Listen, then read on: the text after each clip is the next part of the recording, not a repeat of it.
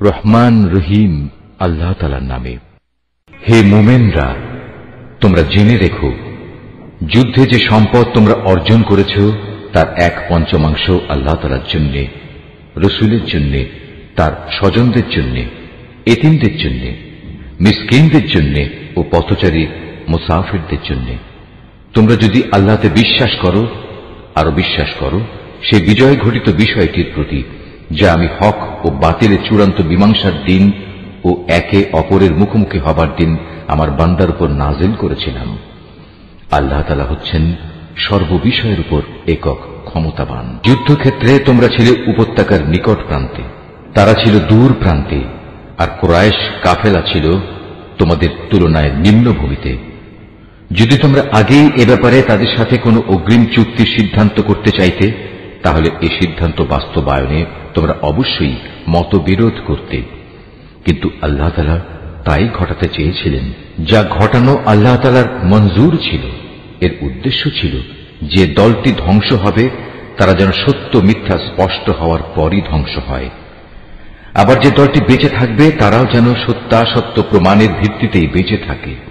নিশ্চয়ই আল্লাহ তাআলা সর্বশ্রোতা ও সর্বজ্ঞ। আরো স্মরণ করো, আল্লাহ তাআলা তোমাকে যখন স্বপ্নে তাদের সংখ্যা কম দেখিয়েছিলেন, তখন যদি তিনি তোমাকে তাদের সংখ্যা বেশি দেখাতেন, তাহলে অবশ্যই তোমরা সাহস হারিয়ে ফেলতে এবং এ বিষয়ে তোমরা একে অপরের সাথে বিতর্ক শুরু করে দিতে।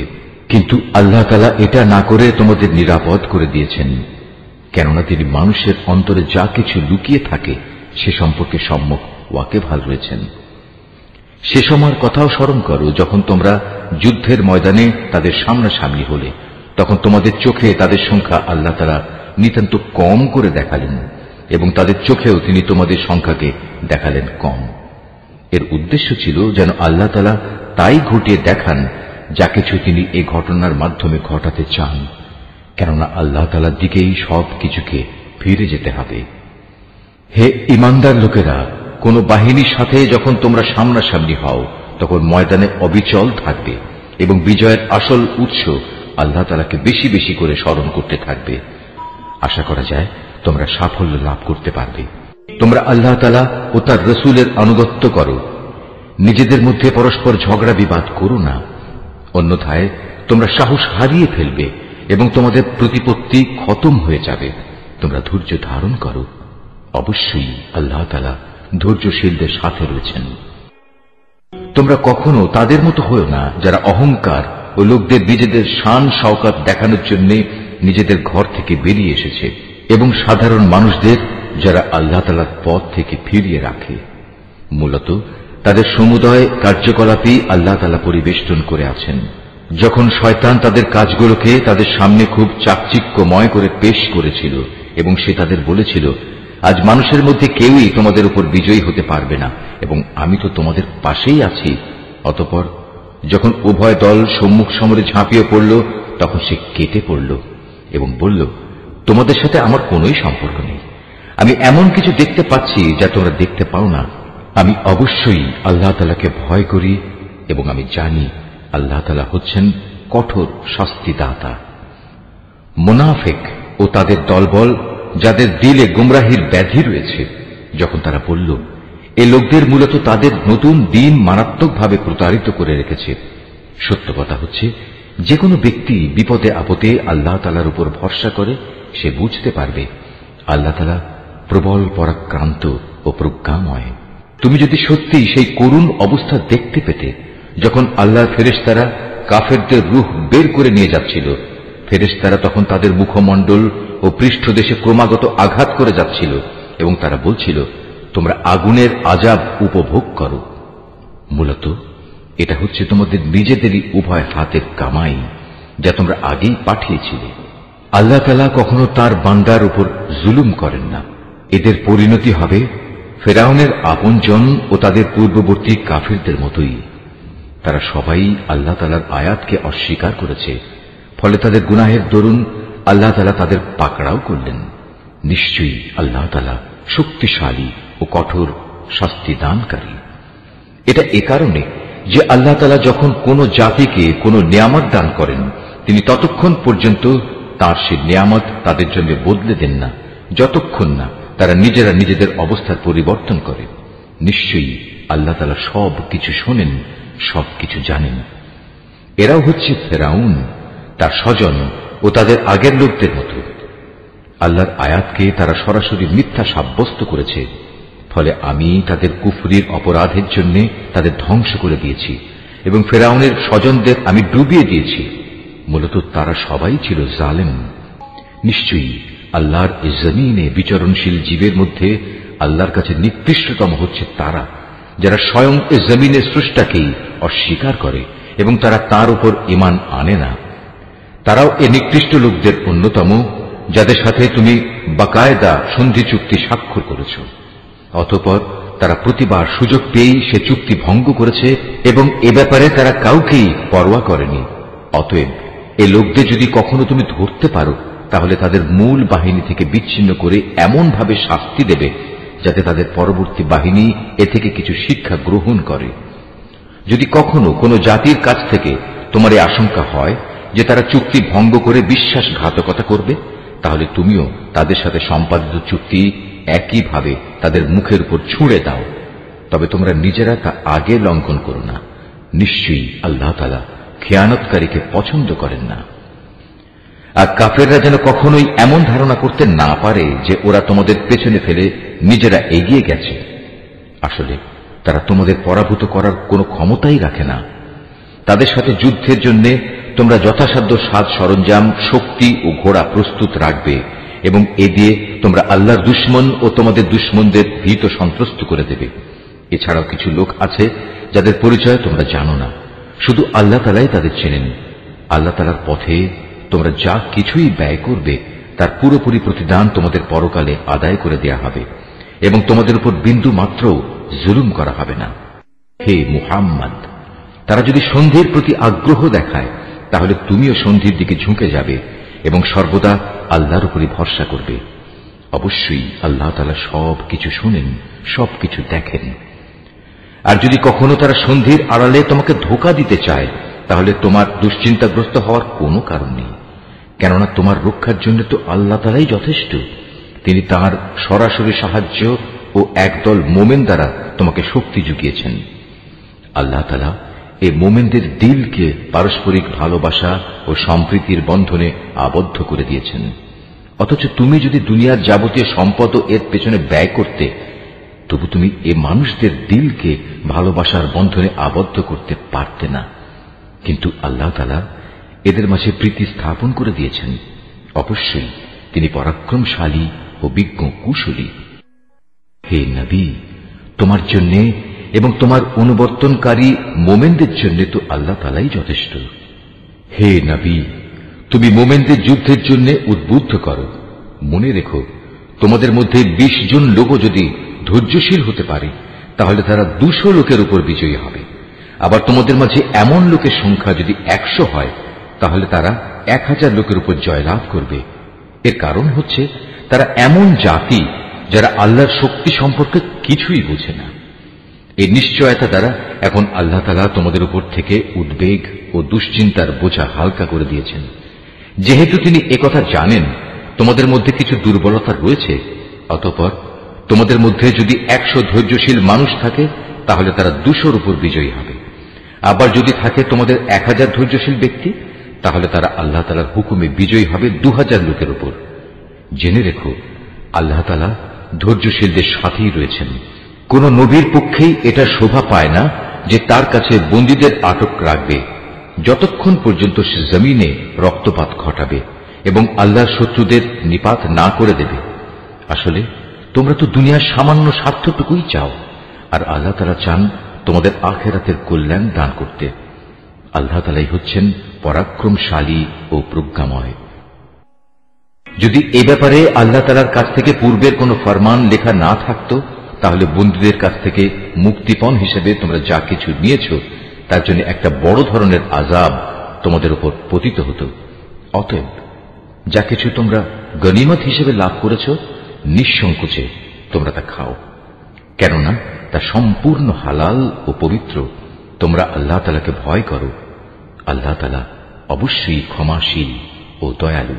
হে নবী, তোমার হাতে যেসব বন্দী রয়েছে তাদের তুমি বলো, আল্লাহ তাআলা যদি তোমাদের দিলে ভালো কিছু গ্রহণের যোগ্যতা আছে বলে জানতে পান, তাহলে তিনি তোমাদের ঈমানের এমন এক কল্যাণ দান করবেন যা তোমাদের কাছ থেকে মুক্তিপণ হিসেবে গৃহীত সম্পদের চাইতে অনেক ভালো, এবং তিনি তোমাদের গুনাহসমূহ মাফ করে দেবেন। আল্লাহ তাআলা ক্ষমাশীল ও দয়াবান।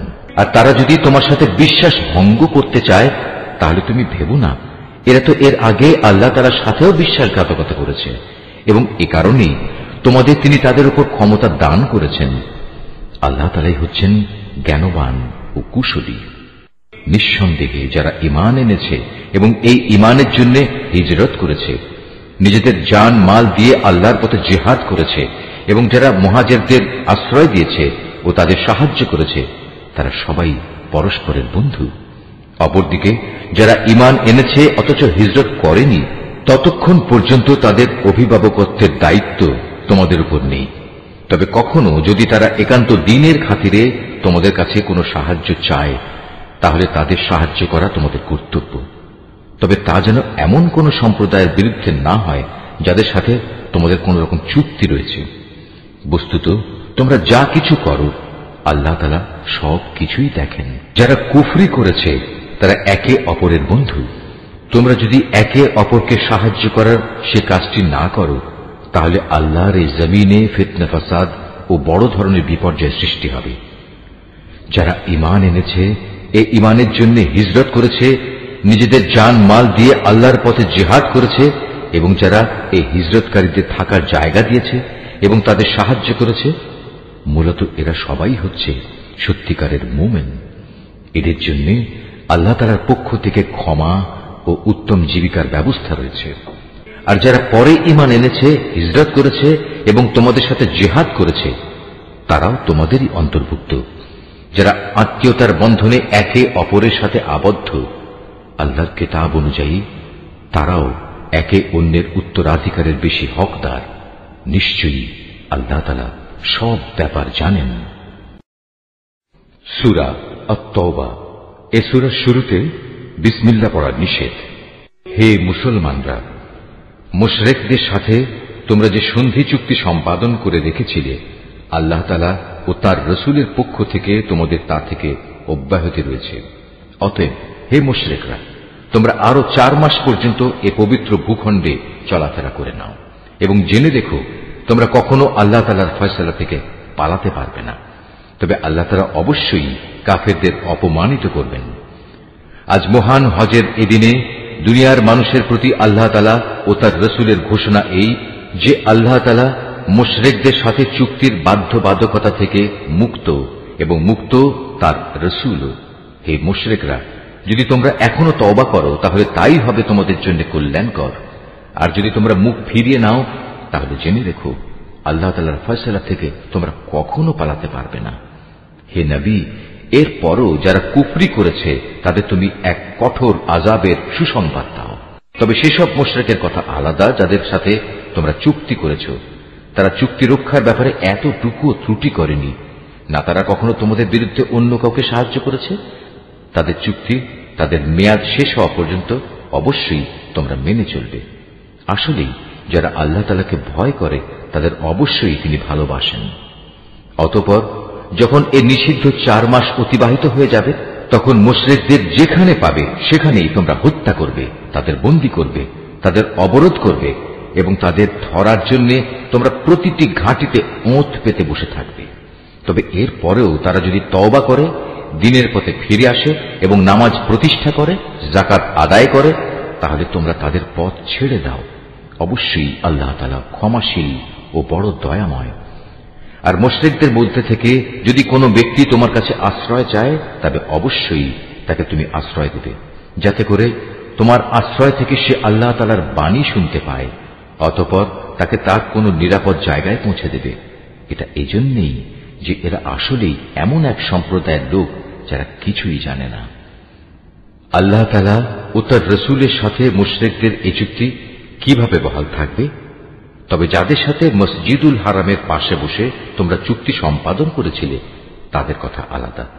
যতক্ষণ পর্যন্ত তারা নিজেরা এই চুক্তির উপর বহাল থাকবে, ততক্ষণ পর্যন্ত তোমরাও চুক্তির উপর বহাল থেকো। অবশ্যই আল্লাহ তাআলা চুক্তি ও ওয়াদার ব্যাপারে সাবধানী ব্যক্তিদের ভালোবাসেন। কিভাবে তোমরা তাদের বিশ্বাস করবে? এরা যদি কখনো তোমাদের উপর জয়লাভ করে তাহলে তারা যেমনি আত্মীয়তার বন্ধনে তোয়াক্কা করবে না, তেমনি চুক্তির মর্যাদাও দেবে না।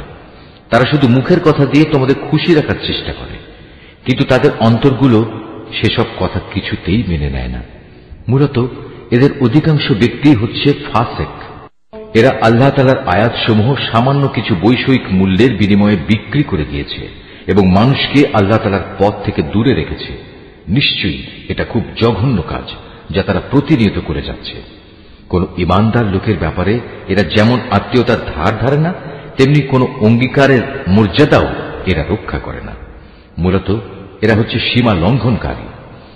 এ সত্ত্বেও যদি তারা তওবা করে, নামাজ প্রতিষ্ঠা করে, যাকাত আদায় করে, তাহলে তারা হবে তোমাদেরই দ্বীনী ভাই। আমি সেসব মানুষের কাছে আমার আয়াতসমূহ স্পষ্ট করে বর্ণনা করি যারা সত্য মিথ্যার তারতম্য বুঝতে পারে। তারা যদি তাদের প্রতিশ্রুতি দেওয়ার পরও তাদের সম্পাদিত চুক্তি ভঙ্গ করে এবং ক্রমাগত তোমাদের দ্বীন সম্পর্কে বিদ্রূপ করতে থাকে, তাহলে তোমরা কাফের সর্দারদের বিরুদ্ধে যুদ্ধ ঘোষণা করো, কেননা তাদের জন্য তখন আর কোন চুক্তি বহাল নেই। এর ফলে আশা করা যায় তারা তাদের মন্দ কাজগুলো থেকে বিরত থাকবে। তোমরা কি এমন একটি দলের বিরুদ্ধে যুদ্ধ করবে না যারা বারবার নিজেদের অঙ্গীকার ভঙ্গ করেছে, যারা আল্লাহ তাআলার রাসূলকে স্বদেশ থেকে বের করার সংকল্প করেছে এবং তারাই তো প্রথম তোমাদের উপর হামলা শুরু করেছে? তোমরা কি সত্যি তাদের ভয় করো? অথচ যদি তোমরা মুমিন হও তাহলে তোমাদের আল্লাহ তাআলাকে সবচেয়ে বেশি ভয় করা উচিত। তোমরা তাদের সাথে লড়াই করো। আল্লাহ তাআলা আসলে তোমাদের হাত দিয়েই ওদের শাস্তি দেবেন এবং তিনি এভাবেই তাদের অপমানিত করবেন। তাদের উপর বিজয় দিয়ে তিনি তোমাদের সাহায্য করবেন এবং এভাবে তিনি মুমিন সম্প্রদায়ের মনকেও প্রশান্ত করে দেবেন। তিনি এর দ্বারা তাদের দিলের ক্ষোভ বিদূরিত করে দেবেন। তিনি যাকে চাইবেন তার প্রতি ক্ষমা পরবশ হবেন। আল্লাহ তাআলা সব কিছুই জানেন এবং তিনি হচ্ছেন সুবিজ্ঞ কুশলী। তোমরা কি একথা মনে করে নিয়েছো তোমাদের এমনি এমনিই ছেড়ে দেয়া হবে? অথচ এখনো আল্লাহ তাআলা ভালো করে পরখ করে নেননি যে তোমাদের মাঝে কারা আল্লাহর পথে জিহাদ করেছে আর কারা আল্লাহ তাআলা, তার রাসূল ও মুমিনদের ছাড়া অন্য কাউকে বন্ধু হিসেবে গ্রহণ করেছে। বস্তুত তোমরা যা কিছু করো না কেন আল্লাহ তাআলা সে সম্পর্কে সম্যক অবগত রয়েছেন। মুশরিকরা যখন নিজেরাই নিজেদের কুফরির কথা স্বীকার করছে তখন তারা আল্লাহ তাআলার মসজিদ আবাদ করবে, এটা তো হতেই পারে না। মূলত এরা হচ্ছে সেসব লোক যাদের যাবতীয় কর্মকাণ্ড আগেই বরবাদ হয়ে গেছে এবং চিরকাল তাই এদের দোজখের আগুনেই কাটাতে হবে। আল্লাহ তাআলার ঘর মসজিদ তো আবাদ করবে তারা যারা আল্লাহ তাআলা ও পরকালের উপর ঈমান আনে, নামাজ প্রতিষ্ঠা করে, যাকাত আদায় করে আর আল্লাহ তাআলা ছাড়া কাউকে তারা ভয় করে না। এদের ব্যাপারেই আশা করা যায় এরা হেদায়েত প্রাপ্ত মানুষের অন্তর্ভুক্ত হবে। তোমরা কি হজের মৌসুমে হাজিদের পানি পান করানো ও কাবা ঘরের খেদমত করাকে সে ব্যক্তির কাজের সমপর্যায়ের মনে করো? যে ব্যক্তি আল্লাহ তাআলার উপর ঈমান এনেছে, পরকালের উপর ঈমান এনেছে এবং আল্লাহ তাআলার রাস্তায় জিহাদ করেছে, এরা কখনো আল্লাহর কাছে সমান মর্যাদার নয়। আল্লাহ তাআলা কখনো জালিমদের সঠিক পথ দেখান না। যারা আল্লাহ তাআলার উপর ঈমান এনেছে তাঁরই সন্তুষ্টির জন্য হিজরত করেছে এবং আল্লাহ তাআলার পথে তাদের জান মাল দিয়ে জিহাদ করেছে, তাদের মর্যাদা আল্লাহ তাআলার কাছে সবার চাইতে বড় এবং এ ধরনের লোকেরাই পরিণামে সফল কাম হবে। তাদের মালিক তাদের জন্য নিজ তরফ থেকে দয়া, সন্তুষ্টি ও এমন এক সুরম্য জান্নাতের সুসংবাদ দিচ্ছেন যেখানে তাদের জন্য চিরস্থায়ী নিয়ামতের সামগ্রীসমূহ সাজানো রয়েছে। সেখানে তারা হবে চিরস্থায়ী। নিশ্চয়ই আল্লাহ তাআলার কাছে মুমিনদের জন্য মহা পুরস্কার সংরক্ষিত রয়েছে। হে ঈমানদার ব্যক্তিরা, যদি তোমাদের পিতা ও ভাই কখনো ঈমানের উপর কুফরিকেই বেশি ভালোবাসে তাহলে তোমরা এমন লোকদের কখনো বন্ধুরূপে গ্রহণ করো না। তোমাদের মধ্যে যারা এ ধরনের লোকদের নিজেদের বন্ধু হিসেবে গ্রহণ করে তারা হচ্ছে সুস্পষ্ট জালেম। হে নবী, বলো, যদি তোমাদের পিতা, তোমাদের ভাই, তোমাদের পরিবার পরিজন ও তোমাদের অর্জিত ধন সম্পদ এবং ব্যবসা বাণিজ্য যা অচল হয়ে যাবে বলে তোমরা ভয় করো, তোমাদের বাড়িঘর সমূহ যা তোমরা একান্তভাবে কামনা করো, এগুলো যদি তোমরা আল্লাহ তাআলা তার রসুল ও তার পথে জিহাদ করার চাইতে বেশি ভালোবাসো, তাহলে তোমরা আল্লাহ তাআলার পক্ষ থেকে তার আযাবের ঘোষণা আসা পর্যন্ত অপেক্ষা করো। জেনে রেখো, আল্লাহ তাআলা কখনো ফাসিক সম্প্রদায়কে হেদায়েত করেন না। আল্লাহ তাআলা তো বহু জায়গায় তোমাদের সাহায্য করেছেন। বিশেষ করে হুনাইনের দিনে যে সাহায্য করেছেন তা স্মরণ করো। সেদিন যখন তোমাদের সংখ্যাধিক্য তোমাদের উৎফুল্ল করে দিয়েছিল, অথচ সংখ্যার এই বিপুলতা তোমাদের সেদিন কোনোই কাজে আসেনি। জমিন তার বিশালতা সত্ত্বেও তোমাদের উপর সংকুচিত হয়ে পড়েছিল। অতঃপর তোমরা একসময় ময়দান ছেড়ে পৃষ্ঠ প্রদর্শন করে পালিয়েও গেলে। অতঃপর আল্লাহ তাআলা তার রসুল ও ময়দানে অটল হয়ে থাকা মুমিনদের উপর তার প্রশান্তি নাজিল করলেন। ময়দানে তিনি এমন এক লস্কর বাহিনী পাঠালেন যাদের সেদিন তোমরা দেখতে পাওনি, এবং তাদের দিয়ে তিনি কাফেরদের এক চরম শাস্তি দিলেন। যারা আল্লাহকে অস্বীকার করে, এ হচ্ছে তাদের যথাযথ পাওনা। এরপরেও আল্লাহ তাআলা যাকে ইচ্ছা তাকে ক্ষমা করে দেন। আল্লাহ তাআলা ক্ষমাশীল ও পরম দয়ালু। ও হে মানুষ, তোমরা যারা আল্লাহ তাআলার উপর ঈমান এনেছ, জেনে রেখো, মুশরিকরা হচ্ছে চিন্তা ও আদর্শের দিক থেকে অপবিত্র। অতএব এ অপবিত্রতা নিয়ে তারা যেন এ বছরের পর আর কখনো এ পবিত্র মসজিদের কাছে না আসে। যদি তাদের না আসার কারণে তোমরা আশু দারিদ্র্যের আশঙ্কা করো, তাহলে জেনে রেখো, অচিরেই আল্লাহ তাআলা চাইলে নিজ অনুগ্রহ দিয়ে তোমাদের অভাব মুক্ত করে দিতে পারেন। অবশ্যই আল্লাহ তাআলা সর্বজ্ঞ ও কুশলী। যাদের প্রতি ইতিপূর্বে কিতাব অবতীর্ণ করা হয়েছে তাদের মধ্যে যারা আল্লাহ তাআলার উপর ঈমান আনে না, পরকালের উপর ঈমান আনে না, আল্লাহ তাআলা ও তার রসুল যা কিছু হারাম করেছেন তা হারাম বলে স্বীকার করে না, সর্বোপরি সত্য দ্বীন ইসলামকে নিজেদের জীবন ব্যবস্থা হিসেবে গ্রহণ করে না, তাদের বিরুদ্ধে তোমরা লড়াই চালিয়ে যাও, যে পর্যন্ত না তারা নত হয়ে স্বেচ্ছায় জিজিয়া কর দিতে শুরু করে। ইহুদিরা বলে উযায়ের আল্লাহর পুত্র, আবার খ্রিস্টানরা বলে মসীহ আল্লাহর পুত্র। আসলে এ সবই হচ্ছে তাদের মুখের কথা। তাদের আগে যারা আল্লাহ তাআলাকে অস্বীকার করেছে, এরা তাদেরই অনুকরণ করছে মাত্র। আল্লাহ তাআলা এদের সবাইকে ধ্বংস করুন। তাকিয়ে দেখো এরা কিভাবে আজ দাঁড়ে দাঁড়ে ঠোকর খাচ্ছে। এ লোকেরা আল্লাহ তাআলাকে বাদ দিয়ে তাদের আলেম ও পীর দরবেশদের মাবুদ বানিয়ে দিয়েছে, এবং মরিয়ম পুত্র মসীহকেও কেউ কেউ মাবুদ বানিয়ে রেখেছে। অথচ এদের এক আল্লাহ তাআলা ছাড়া অন্য কারোই বন্দেগী করতে আদেশ দেওয়া হয়নি। তিনি ছাড়া আর কোনো মাবুদ নেই। তারা যাদের আল্লাহর সাথে শরীক করে, তিনি এসব কথাবার্তা থেকে অনেক পবিত্র। এ মূর্খ লোকেরা তাদের মুখের এক ফুৎকার দিয়ে আল্লাহর দ্বীনের মশাল নিভিয়ে দিতে চায়, কিন্তু আল্লাহ তাআলা তাঁর আলোর পূর্ণ বিকাশ ছাড়া অন্য কিছুই চান না, যদিও কাফেরদের কাছে এটা খুবই অপ্রীতিকর। তিনিই মহান আল্লাহ, যিনি তোমাদের কাছে সুস্পষ্ট হেদায়েত ও সঠিক জীবন বিধান সহকারে তার রসুলকে পাঠিয়েছেন, যেন সে এই জীবন ব্যবস্থাকে দুনিয়ার সব কয়টি বিধানের উপর বিজয়ী করে দিতে পারে। মুশরিকরা এই বিজয়কে যত দুঃসহই মনে করুক না কেন, হে ঈমানদার লোকেরা, আহলে কিতাবদের বহু পণ্ডিত ও ফকির দরবেশ এমন আছে যারা অন্যায়ভাবে সাধারণ মানুষের সম্পদ ভোগ করে। এরা আল্লাহর বান্দাদের আল্লাহর পথ থেকে ফিরিয়েও রাখে। এদের মাঝে যারাই সোনা রূপা পুঞ্জীভূত করে রাখে এবং কখনো তা আল্লাহর পথে ব্যয় করে না, তুমি তাদের কঠিন পীড়াদায়ক আযাবের সুসংবাদ দাও। এমন একদিন আসবে যেদিন পুঞ্জীভূত সোনা রূপা জাহান্নামের আগুনে উত্তপ্ত করা হবে। অতঃপর তা দিয়ে যারা এগুলো জমা করে রেখেছিল তাদের কপালে, তাদের পার্শ্বে ও তাদের পিঠে চিহ্ন এঁকে দেওয়া হবে, এবং তাদের উদ্দেশ্য করে বলা হবে, এ হচ্ছে তোমাদের সে সম্পদ যা তোমরা নিজেদের জন্য জমা করে রেখেছিলে। অতএব যা কিছু সেদিন তোমরা জমা করেছিলে, আজ তার স্বাদ গ্রহণ করো। আসমান সমূহ ও পৃথিবী সৃষ্টির দিন থেকেই আল্লাহ তাআলার বিধানে মাসের সংখ্যা লেখা ছিল 12টি।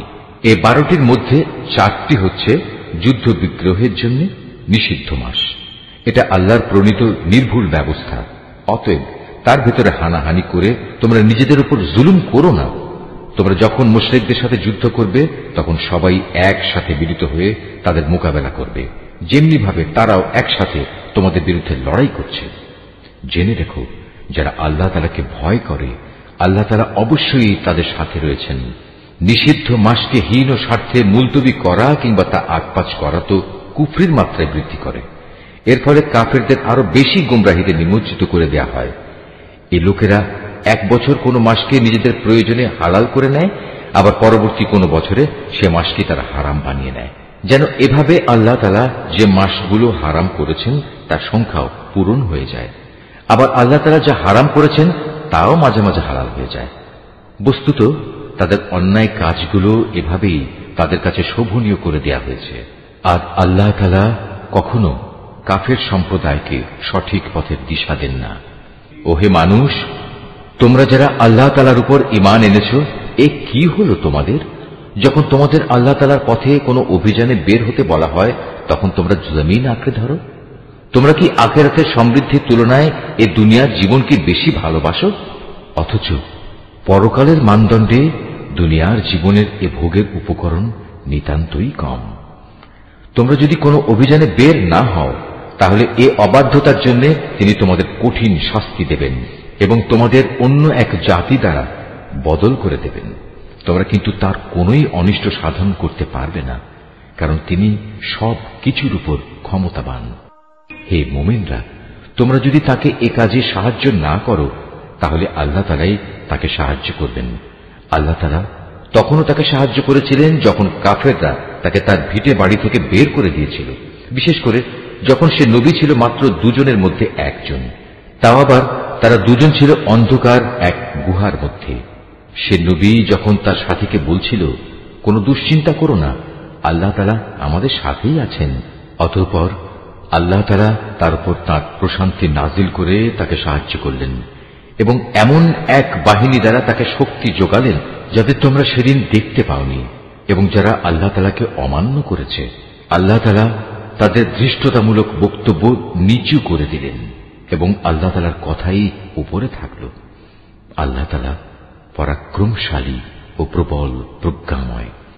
তোমরা অভিযানে বের হয়ে পড়ো, কম রণসম্ভারে হোক কিংবা বেশি হোক, এবং জিহাদ করো আল্লাহ তাআলার পথে নিজেদের জান দিয়ে, মাল দিয়ে। এটাই তোমাদের জন্য উত্তম। কত ভালো হতো যদি তোমরা বুঝতে পারতে। হে নবী, এতে যদি আশু কোনো লাভ থাকত, হতো যদি তাদের এ সফর সহজ সুগম, তাহলে তারা অবশ্যই এ অভিযানে তোমার পেছনে পেছনে যেত।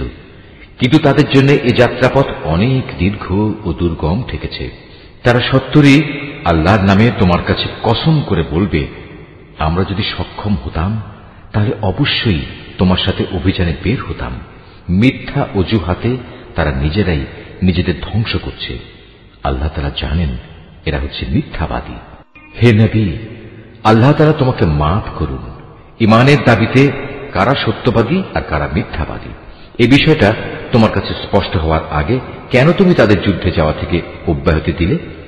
যারা আল্লাহ তাআলা ও পরকালের উপর ঈমান এনেছে, তারা নিজেদের মাল ও জীবন দিয়ে আল্লাহর পথে জিহাদে অবতীর্ণ না হওয়ার জন্য তোমার কাছ থেকে অব্যাহতি চাইতে আসবে না। আল্লাহ তাআলা অবশ্যই সেসব লোককে জানেন যারা তাকে ভয় করে। যুদ্ধে না যাওয়ার জন্য তোমার কাছে অব্যাহতি চাইতে তো আসবে তারা যারা আল্লাহ তাআলা ও পরকালের উপর কোন রকম ঈমান রাখে না।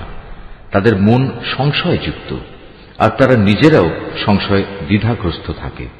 যদি সত্যি এরা তোমার সাথে বের হতে চাইত, তাহলে তারা সেজন্য কিছু না কিছু প্রস্তুতি তো নিত, কিন্তু এদের যাত্রা করাটা আল্লাহ তাআলার মনোপুত হয়নি, তাই তিনি তাদের এ থেকে বিরত রাখলেন। তাদের যেন বলে দেয়া হলো, যারা পেছনে বসে আছে তোমরা তাদের সাথে বসে থাকো। ওরা তোমাদের সাথে বের হলে তোমাদের মাঝে বিভ্রান্তি শুধু বাড়িয়ে দিত এবং তোমাদের সমাজে নানা রকম অশান্তি সৃষ্টির জন্য এদিক সেদিক ছুটাছুটি করত। তাছাড়া তোমাদের মধ্যেও তো তাদের কথা আগ্রহের সাথে শোনার মতো গুপ্তচর কিংবা দুর্বল ঈমানের লোক আছে।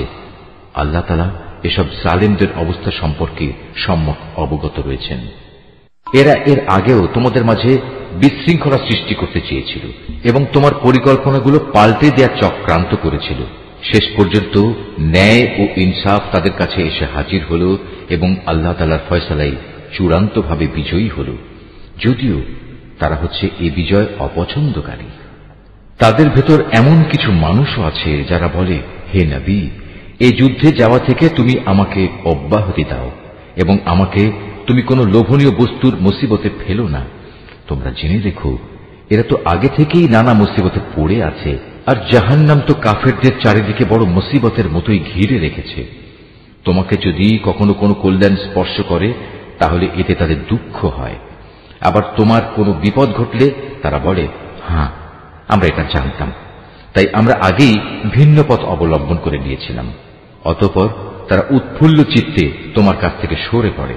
তুমি তাদের বলো, আসলে কল্যাণ অকল্যাণের কিছুই আমাদের উপর নাজিল হবে না, হবে শুধু তাই যা আল্লাহ তাআলা আমাদের জন্য নির্দিষ্ট করে রেখেছেন।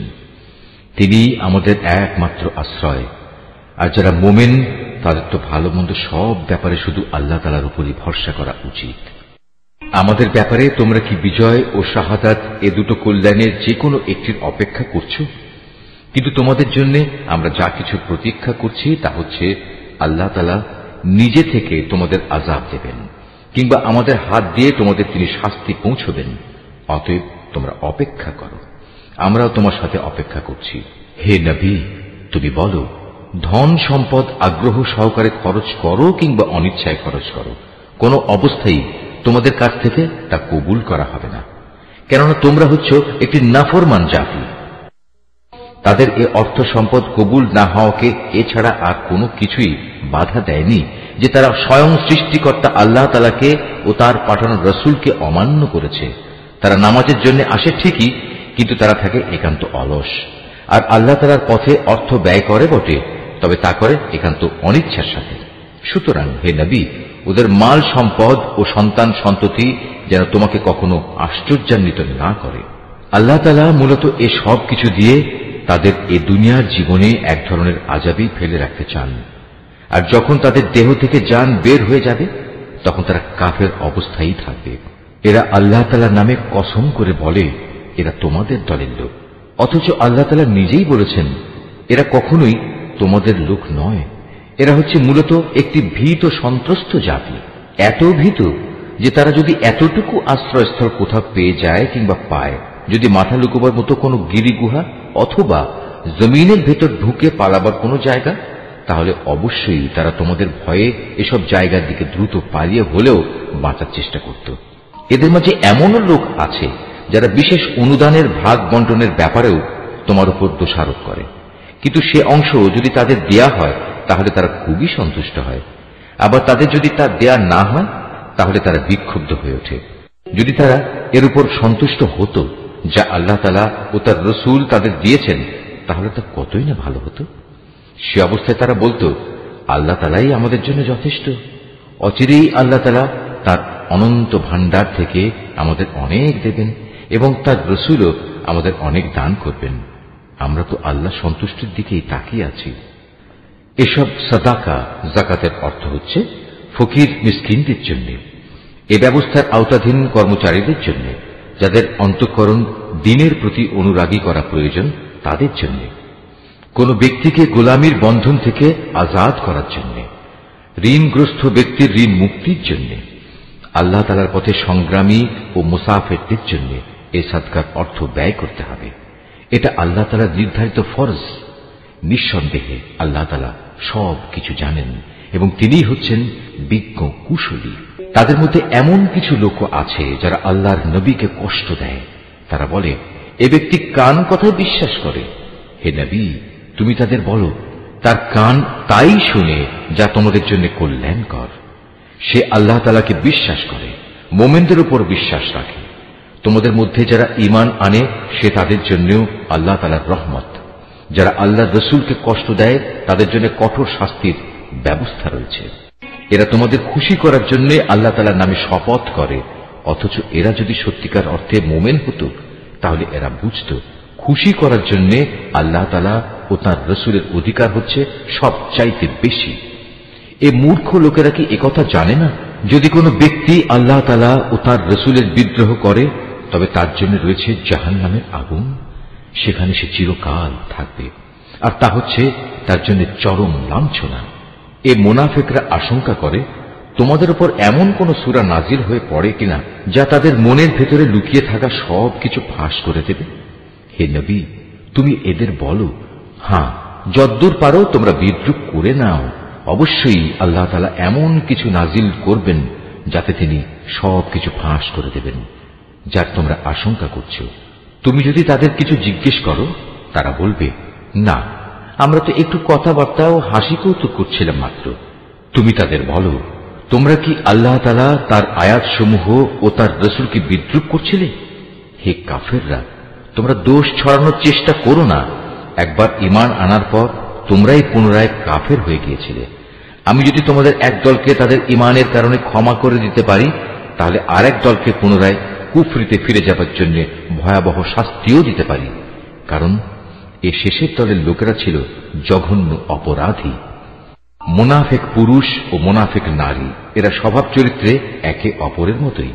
তারা উভয়ই মানুষদের অসৎ কাজের আদেশ দেয় ও সৎ কাজ থেকে বিরত রাখে এবং আল্লাহ তাআলার পথে খরচ করা থেকে উভয়ই নিজেদের হাত বন্ধ করে রাখে। তারা যেমনি এ দুনিয়ায় আল্লাহ তাআলাকে ভুলে গেছে, আল্লাহ তাআলাও তেমনি আখিরাতে তাদের ভুলে যাবেন। অবশ্য মুনাফিকরা সবাই পাপিষ্ঠ। আল্লাহ তাআলা এ মুনাফিক পুরুষ ও মুনাফিক নারী এবং কাফেরদের জাহান্নামের ভয়াবহ আগুনের প্রতিশ্রুতি দিয়েছেন, যেখানে তারা চিরকাল ধরে জ্বলতে থাকবে।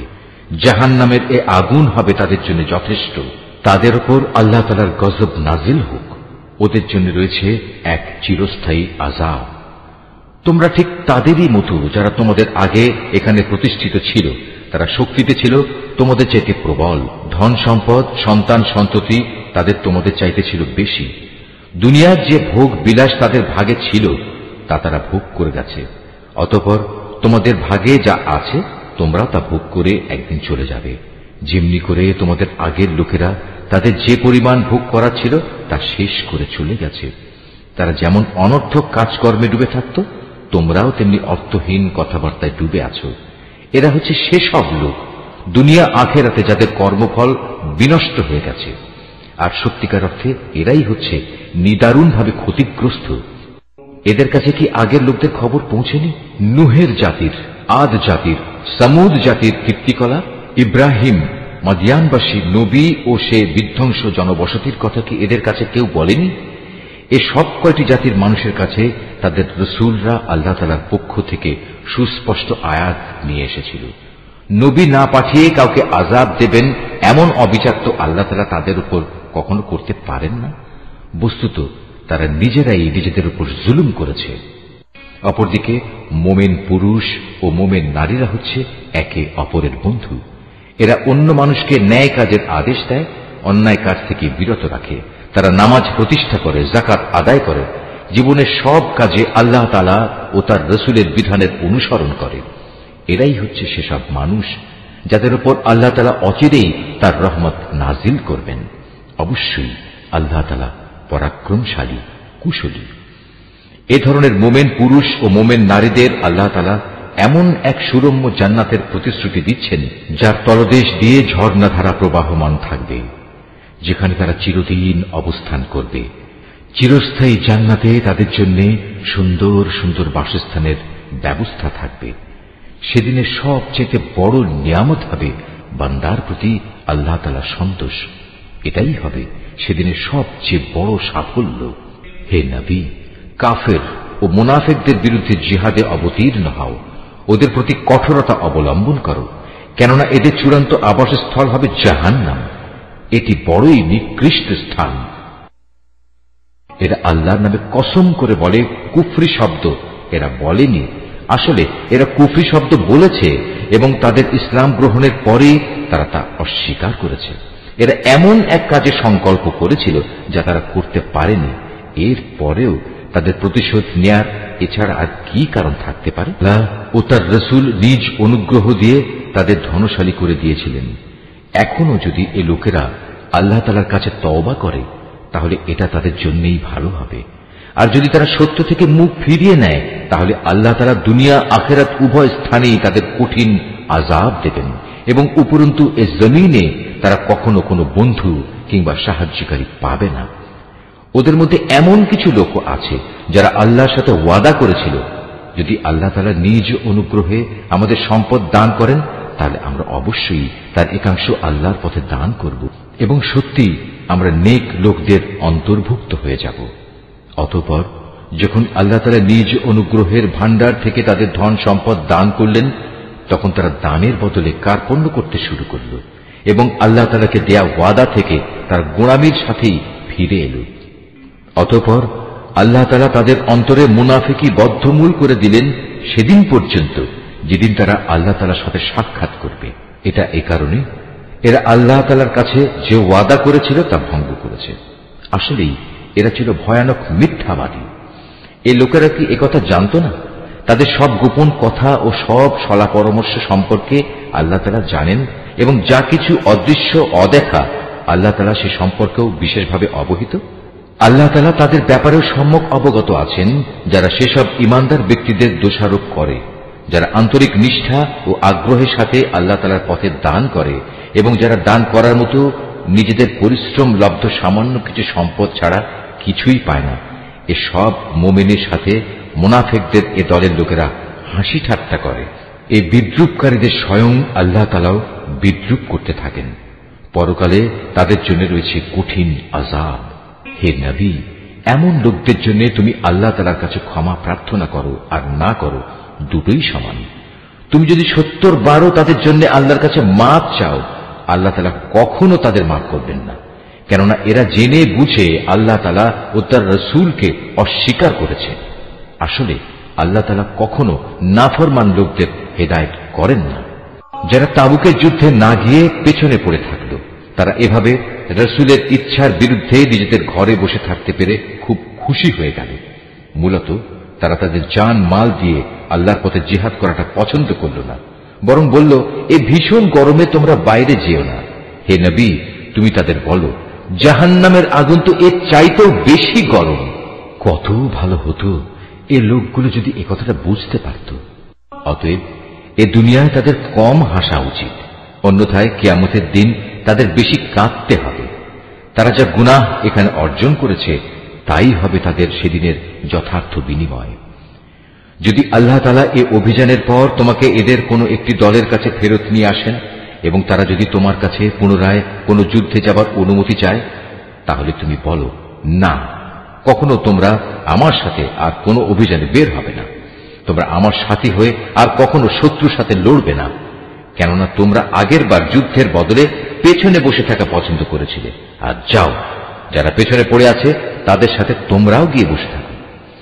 ওদের মধ্যে কোনো লোকের মৃত্যু হলে তুমি কখনো তার জানাজা নামাজ পড়ো না, কখনো তার কবরের পাশে তুমি দাঁড়িও না, কেননা এই ব্যক্তিরা আল্লাহ তাআলা ও তার রাসূলের সাথে কুফরি করেছে।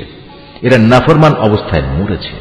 ওদের ধন সম্পদ ও সন্তান সন্ততি যেন তোমাদের কখনো বিমুগ্ধ করতে না পারে। মূলত আল্লাহ তাআলা এ সব কিছু দিয়ে তাদের দুনিয়ার জীবনে নানা ধরনের শাস্তি দিতে চান এবং তাদের প্রাণবায়ু একদিন এমন এক অবস্থায় বের হবে যখন তারা পুরোপুরি কাফের থাকবে।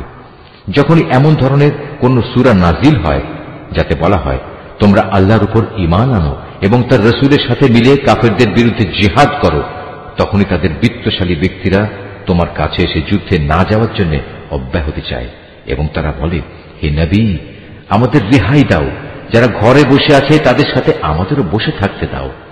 তারা মূলত ঘরে বসে থাকা লোকদের সাথে অবস্থান করাই পছন্দ করে নিয়েছে।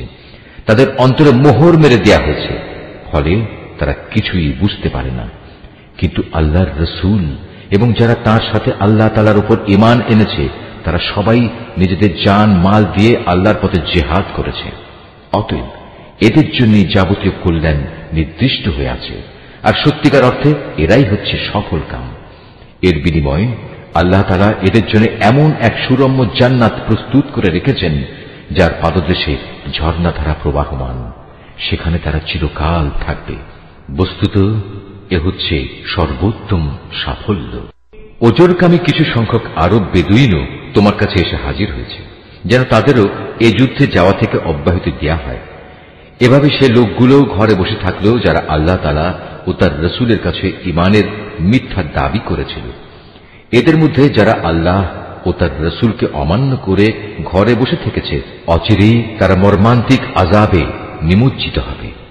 যারা দুর্বল, তারা যদি এ যুদ্ধে শরীক না হয়ে থাকে, তাদের উপর কোনো দোষ নেই।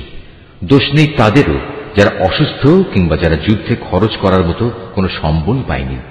অবশ্য এরা যদি আল্লাহ তাআলার নিষ্ঠাবান বান্দা হয়, তাহলেই তারা এ অব্যাহতির আওতায় পড়বে। সৎ কর্মশীল মানুষদের বিরুদ্ধেও কোনো অভিযোগের কারণ নেই। আল্লাহ তাআলা একান্ত ক্ষমাশীল ও পরম দয়ালু। তাদের ব্যাপারেও কোনো অভিযোগ নেই যারা যুদ্ধ শুরুর প্রাক্কালে তোমার কাছে যাত্রার বাহন সরবরাহ করার জন্য এসেছিল এবং তুমি তাদের বলেছিলে, তোমাদের জন্য আমি এমন কিছু পাচ্ছি না যার উপর আমি তোমাদের আরোহণ করাতে পারি। অতএব তারা ফিরে গেল। তারা এমনভাবে ফিরল যে তাদের চোখ থেকে অশ্রু বয়ে যাচ্ছিল। যুদ্ধে যাবার খরচ জোগাড় করতে না পারায় তারা ভীষণভাবে দুঃখিত হল। সব অভিযোগ তো তাদের বিরুদ্ধে যারা সামর্থ্যবান হওয়া সত্ত্বেও তোমার কাছে অব্যাহতি চায়।